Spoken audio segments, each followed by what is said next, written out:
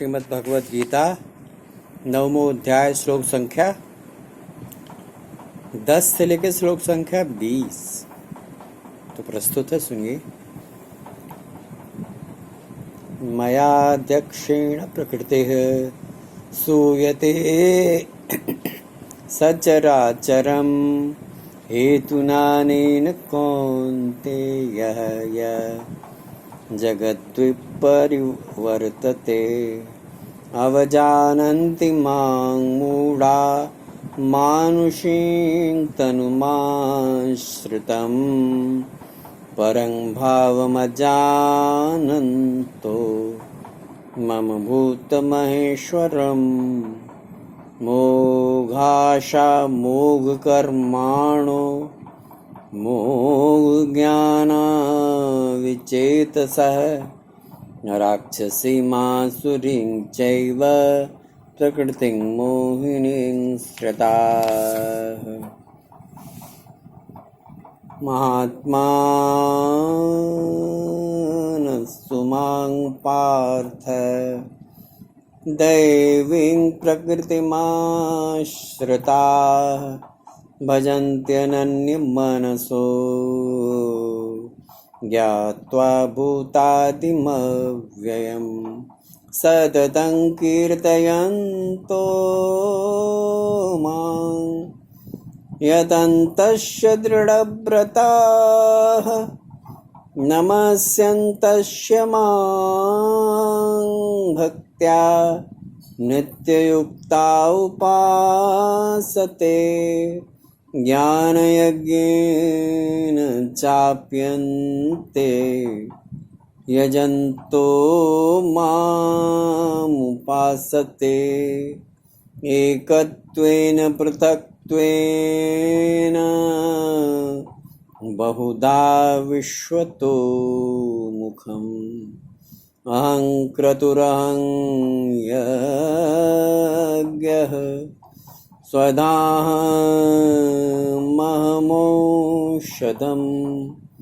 मन्त्रोऽहमहमेवाच्य महमग्निरहङ्मुतं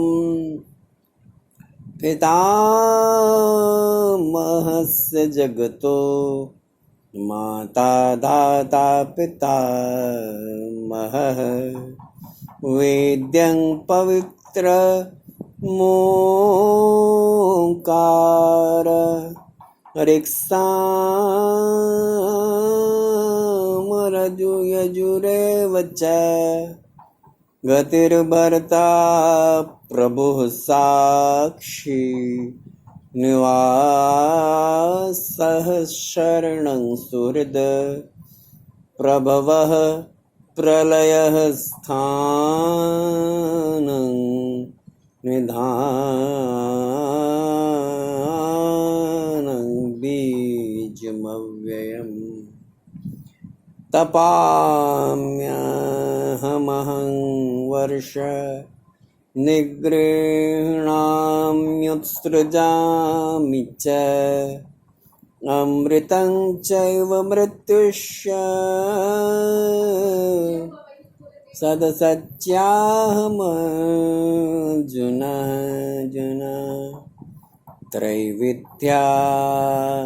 त्रैविद्या मां सोमपाः पूतपापयज्ञैरिष्ट्वा स्वर्गतिं प्रार्थयन्ते ते पुण्यमासाद्य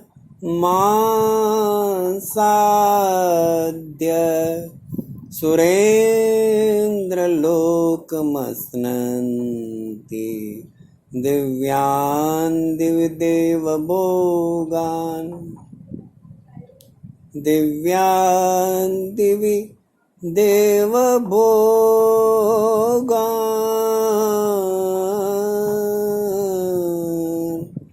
दिव्यान् दिवि देव भोगान्। अभी आप श्रीमद् भगवत गीता के 9वें अध्याय से पाठ सुन रहे थे। श्लोक संख्या 10 से श्लोक संख्या 20 तक का पाठ आपने सुना। अब प्रस्तुत है उसका सरल और सहज शाब्दिक अर्थ, जो इस प्रकार से है। इसको सुनिए और इसका आनंद लीजिए। बड़ा आनंदप्रद है, बड़ा आनंद से भरा हुआ है। और इस प्रकार से कि ऐसा होने पर भी संपूर्ण भूतों के महान ईश्वर रूप मेरे परम भाव को न जानने वाले मूढ़ लोग मनुष्य का शरीर धारण करने वाले मुझ परमात्मा को तुच्छ समझते हैं, अर्थात अपनी योग माया से संसार के उद्धार के लिए मनुष्य रूप में विचरते हुए को साधारण मनुष्य मानते हैं, जो कि प्रथा आशा, प्रथा कर्म और प्रथा ज्ञान वाले अज्ञानी जन राक्षसों के और असुरों के जैसे मोहित करने वाले तामसी स्वभाव को ही धारण किए हुए हैं। परंतु हे कुंती पुत्र, दैवी प्रकृति के आश्रित हुए जो महात्मा जन हैं, वे तो मेरे को सब भूतों का सनातन कारण और नाश रहित अक्षर स्वरूप जानकर अनन्य मन से युक्त हुए निरंतर बचते हैं। एक दृढ़ निश्चय वाले भक्त जन निरंतर मेरे नाम और गुणों का कीर्तन करते हुए तथा मेरी प्राप्ति के लिए यत्न करते हुए और मेरे को बारंबार प्रणाम करते हुए सदा मेरे ध्यान में युक्त हुए अनन्य भक्ति से मुझे उपासते हैं। उनमें से कोई तो मुझ विराट स्वरूप परमात्मा को ज्ञान यज्ञ के द्वारा पूजन करते हुए एकत्व भाव से, अर्थात जो कुछ है सब वासुदेव ही हैं, इस भाव से उपासते हैं। और दूसरे पृथक भाव से, अर्थात स्वामी सेवक भाव से, और कोई कोई बहुत प्रकार से भी उपासते हैं, क्योंकि क्रतु अर्थात स्रोत कर्म में ही हूँ, यज्ञ अर्थात पंच महायज्ञादिक स्मार्त कर्म में ही हूँ, स्वधा अर्थात पितरों के निमित्त दिए जाने वाला अन्न भी मैं ही हूँ, औषधि अर्थात सब वनस्पतियाँ मैं ही हूँ, एवं मंत्र में हूँ, घृत में हूँ, अग्नि में हूँ, और हवन रूप क्रिया भी मैं ही हूँ। हे अर्जुन, मैं ही संपूर्ण जगत का धाता अर्थात धारण पोषण करने वाला एवं कर्मों के फल को देने वाला तथा पिता, माता और पितामह हूँ, और जानने योग्य पवित्र ओंकार और ऋग्वेद, सामवेद और यजुर्वेद भी मैं ही हूँ। हे अर्जुन, प्राप्त होने योग्य तथा भरण पोषण करने वाला, सबका स्वामी, शुभाशुभ को देखने वाला, सबका वासस्थान और शरण लेने योग्य तथा प्रत्युपकार न चाहकर हित करने वाला, और उत्पत्ति प्रलय रूप तथा सबका आधार, निधान और अविनाशी कारण भी मैं ही हूँ।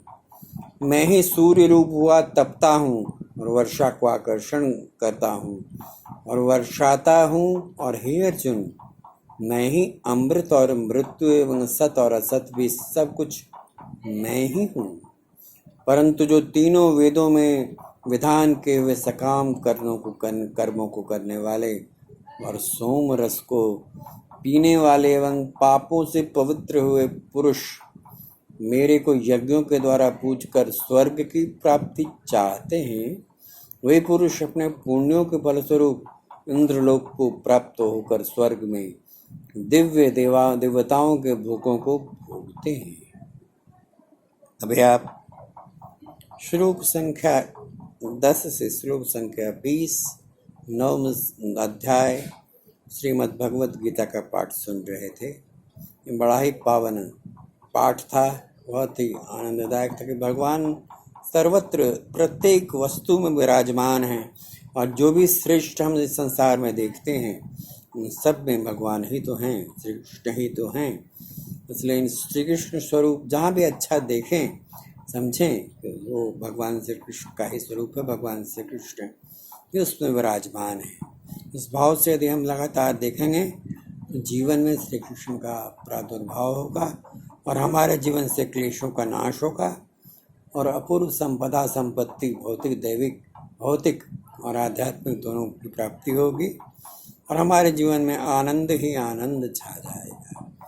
इसलिए आइए मेरे इस द्वारा प्रस्तुत इस संक्षिप्त गीता पाठ को नियमित रूप से सुनिए, क्योंकि ये परम आनंद देने वाला, परम सौभाग्य देने वाला और परम सुख देने वाला है, और दैविक भौतिक तीनों तापों का नाश करने वाला है, और आध्यात्मिक और भौतिक दोनों संपदाओं को प्राप्त करवाने वाला है। इसलिए नियमित रूप से सुनिए। यदि आपने मेरा चैनल यानी कविंद्र मिश्र का चैनल सब्सक्राइब नहीं किया है तो कृपा करके इसे सब्सक्राइब कर दें।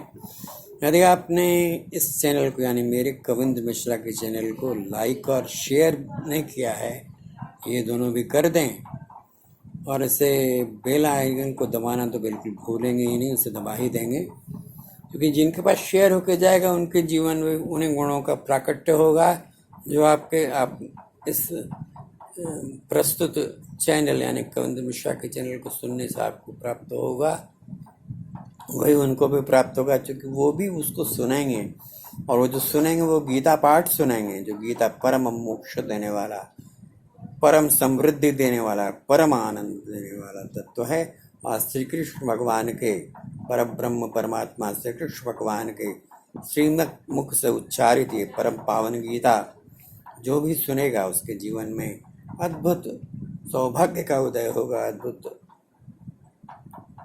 श्री कृष्ण के आशीर्वाद का प्राकट्य होगा। तो आइए संक्षिप्त भगवत नाम संकीर्तन कर लें जो परम पावन है। आइए मेरे साथ दोहराइएगा। ओम नमो भगवते वासुदेवाय। ओम नमो भगवते वासुदेवाय।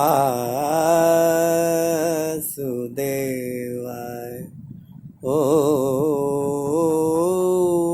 नमो भगवते वासुदेवाय।